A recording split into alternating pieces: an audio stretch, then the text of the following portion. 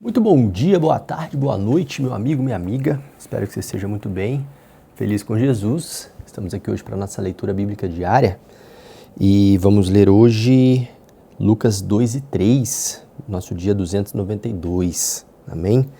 Então vamos orar e a gente já inicia a leitura.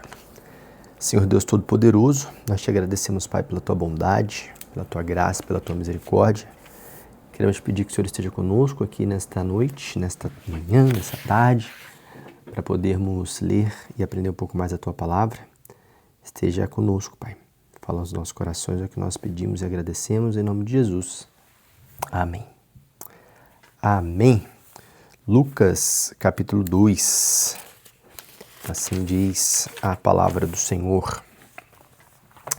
Naqueles dias, César Augusto publicou um decreto ordenando o recenseamento de todo o Império Romano.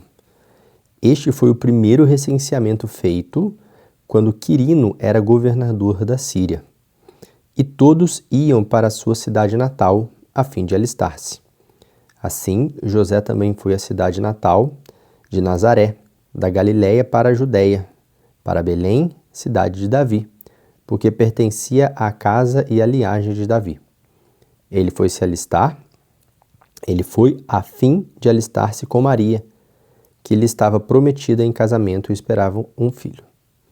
Enquanto estavam lá, chegou o tempo de nascer o bebê, e ela deu à luz o seu primogênito. Envolveu-o em panos e o colocou numa manjedoura, porque não havia lugar para eles na hospedaria. Havia pastores que estavam nos campos próximos e durante a noite tomavam conta de seus rebanhos.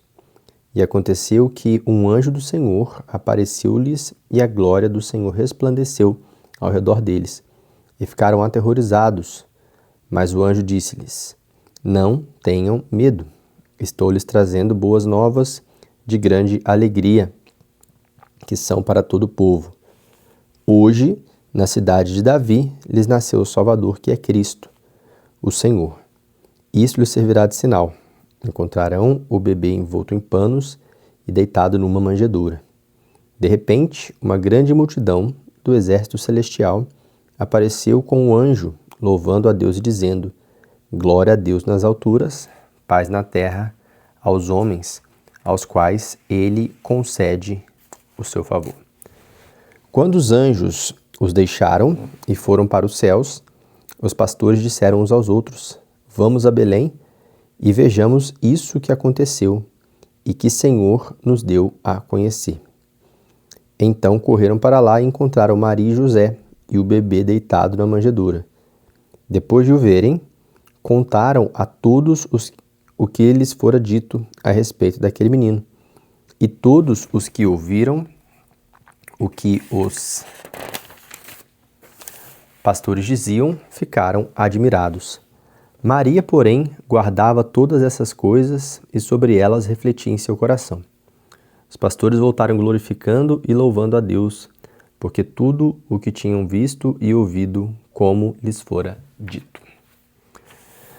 Completando-se 8 dias para a circuncisão do menino, foi-lhe posto o nome de Jesus, a qual lhe tinha sido dado pelo anjo antes de ele nascer.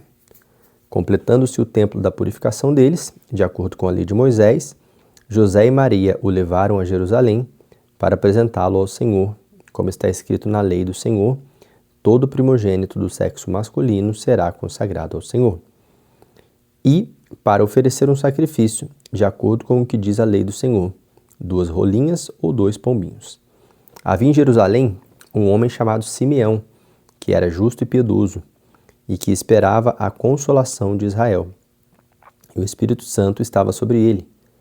Fora-lhe revelado pelo Espírito Santo que ele não morreria antes de ver o Cristo do Senhor. Movido pelo Espírito, ele foi ao templo. Quando os pais trouxeram o menino Jesus para lhes fazerem o que requeria o costume da lei, Simeão o tomou nos braços e louvou a Deus, dizendo: Ó soberano, como prometeste, agora podes despedir-me em paz, o teu servo, pois os meus olhos já viram a tua salvação, que preparaste à vista de todos os povos, luz para a revelação aos gentios e para a glória de Israel, teu povo. O pai e a mãe do menino estavam admirados com o que fora dito a respeito dele.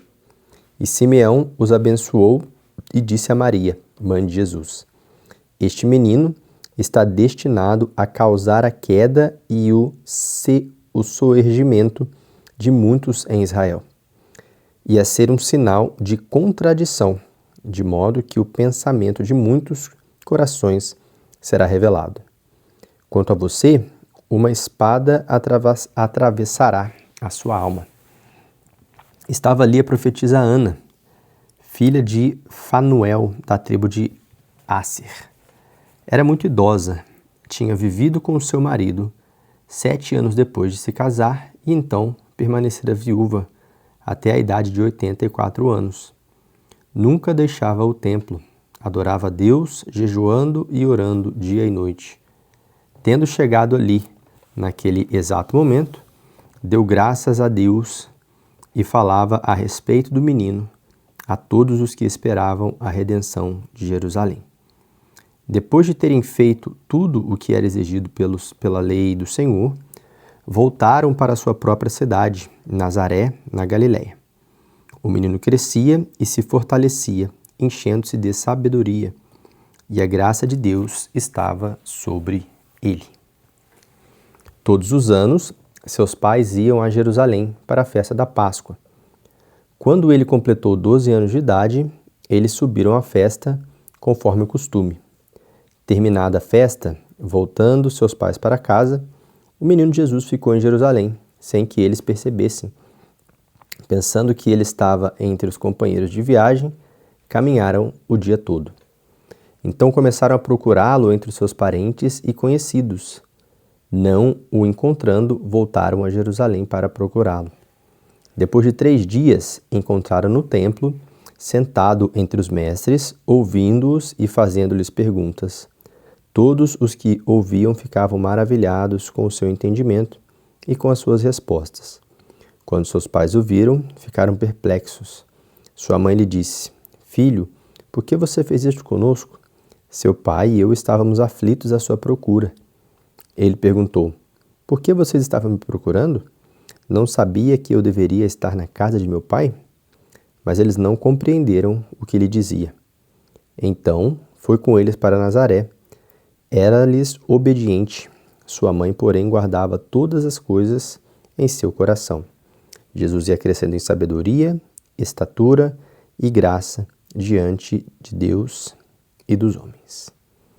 Capítulo 3. No 15º ano do reinado de Tibério César, quando Pôncio Pilatos era governador da Judéia, Herodes, tetrarca da Galiléia, seu irmão Filipe, tetrarca da Itureia, e Traconites e Lisânias, tetrarca de Abilene, Anás e Caifás, exerciam o sumo sacerdócio. Foi nesse ano que veio a palavra do Senhor a João, filho de Zacarias, no deserto. Ele percorreu toda a região próxima ao Jordão, pregando um batismo de arrependimento para o perdão dos pecados, como está escrito no livro das palavras de Isaías, o profeta. A voz do que clama no deserto: preparem o caminho para o Senhor, façam veredas retas para ele. Todo vale será aterrado e todas as montanhas e colinas niveladas. As estradas tortuosas serão endireitadas e os caminhos acidentados aplanados, e toda a humanidade verá a salvação de Deus. João dizia às multidões que saíam para serem batizadas por ele: Raça de víboras, quem lhes deu a ideia de fugir da ira que se aproxima? Deem frutos que mostrem o arrependimento, e não comecem a dizer a si mesmos: Abraão é nosso pai, pois eu lhes digo que destas pedras Deus pode fazer surgir filhos a Abraão. O machado já está posto à raiz das árvores, e toda árvore que não der bom fruto será cortada e lançada ao fogo. O que devemos fazer então?